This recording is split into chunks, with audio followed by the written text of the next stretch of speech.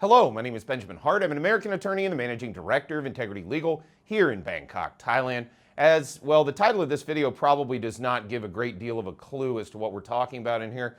Yet again, we're talking about cannabis here in Thailand, which has been a major hot button issue, especially politically here in Thailand, because we've seen draft legislation be brought forward for promulgation through Parliament. And I've been discussing this whole topic for better part of, well, quite some time now, but it's kind of come to the foreground in terms of sort of the situation here in Thailand in the last year, as we've seen there was an effort to try to recriminalize it that didn't really end up going anywhere, and they decided to go ahead and hand it off to Parliament, which quite honestly is the right place for it to be. This was legalized, and I'll get into that here in a minute, going back a couple of years ago now, and we still don't have a draft law from Parliament. So it just sort of, people have called it sort of limbo, whatever. No, it's just legal, and we're dealing with the possibility of regulating it. That said, there seem to be some out there who, I don't know, have a problem with, having a liberty, I guess. I thought of making this video after reading a recent article from the Bangkok Post, bangkokpost.com. Article is titled, "Thailand Unveils New Bill to Regulate Cannabis While Keeping It Legal." And, the title is pretty spot on with regard to this. That is what's going on. I've been a proponent of regulating cannabis at this point. That said, over-regulation or regulation to the point of completely terminating its effect in the economy, if you will, is not a good idea to my mind. That said, quoting directly, such rules, and these would be the possible proposed rules, and I urge those who are watching this video, go read that article in detail, get some further insight. Quoting directly, such rules may hamper free use of cannabis in the Southeast Asian nation, which was the first in Asia to decriminalize the plant in 2022. Decriminalize is a nonsensical word. It's not decriminalized, it's legalized. Now, it was legalized through an unorthodox methodology whereby utilizing emergency powers, the then Minister of Public Health, Anutin Chanwirakul, pulled it off of the list of narcotics.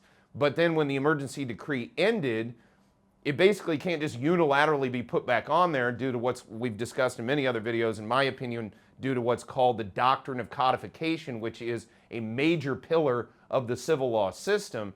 You got to pass a law, and that's what they're trying to do with regard to Parliament and getting this law passed through. But I do think it's worth pointing out that this is not semantic language we're talking about. There's a difference between decriminalization, which in my mind is just non-enforcement of the law. It's like where the police just ignore things. They decriminalize it because they're not enforcing a law. And there's a difference between that and something being legal. In the case of cannabis, from the way I understand the civil law system here in Thailand, and albeit as a layperson with regard to that, I'm an American attorney, I'm not a Thai attorney, but as a layperson, it's my understanding this is legal, and that's the correct terminology to use.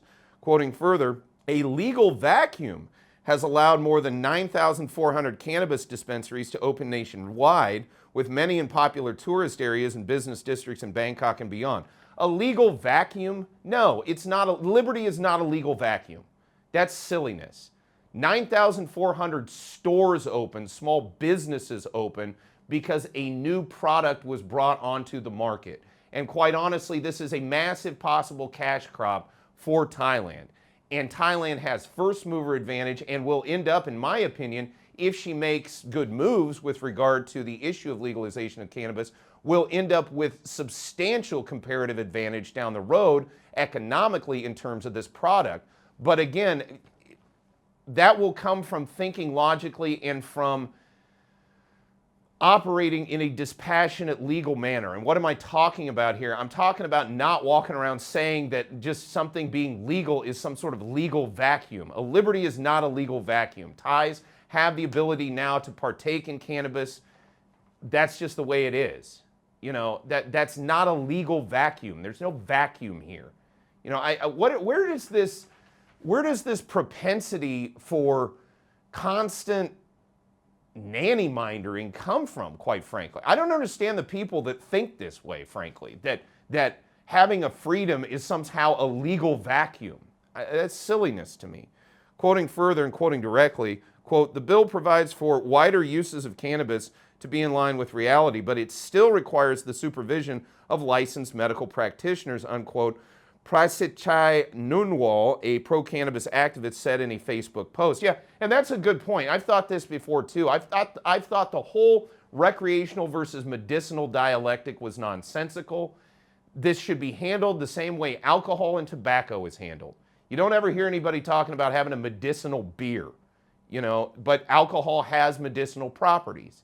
Just like nicotine in certain instances has certain medicinal properties, as does tobacco, but you never hear anybody talking about usage of medicinal tobacco. No, they just say, look, these are products, they do have a intoxicating effect, if you will, an inebriating effect, if you will. Reasonable people, consenting adults can partake in it, but it needs to be regulated, most especially regulated so as children don't get involved with it. But I think, let's just be grown-ups here, and it's a good point. Why do we need a medical practitioner? Why do we need to frame it that way? I find it disingenuous, and I don't like it. It's what I don't like about the medicinal jurisdictions in the United States, the various states that do it under a medicinal rubric. It's largely a pretense, really. Quoting further, that's exclusionary and subjects an individual's rights to the permission of practitioners. Yeah, good point. Yes, it does. Quoting further, what it should say instead is that uses must not infringe on others' rights. Well put. And that, again, I've said this since the get-go.